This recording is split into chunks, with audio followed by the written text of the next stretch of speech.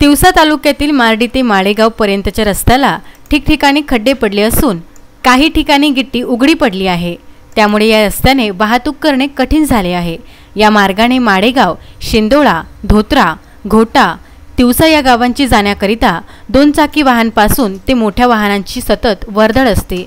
मार्डीपासून ते माळेगाव पर्यंत हा 8 किलोमीटरचा रस्ता असून या रस्त्याचे यावर्षीच डांबरीकरण करण्यात आले होते, परंतु एकाच वर्षात या रस्त्यावर खड्डे पडले असून काही ठिकाणी रस्त्यावरील डांबर गायब होऊन नुकतीच गिट्टी उघडी पडून अक्षरशः रस्त्याची चाळण झाली आहे।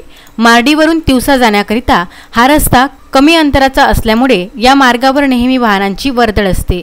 त्यामध्ये या मार्गाने जड वाहनांची सुद्धा वाढ झाली आहे। खड्ड्यांमुळे 2 चाकी वाहनांपासून ते मोठ्या वाहनापर्यंत वाहन चालकांना वाहन चालविणे कठीण झाले असून संबंधित विभागाने याकडे लक्ष देण्याची मागणी या मार्गावर दररोज ये जा करणाऱ्या वाहनधारकांनी केली आहे।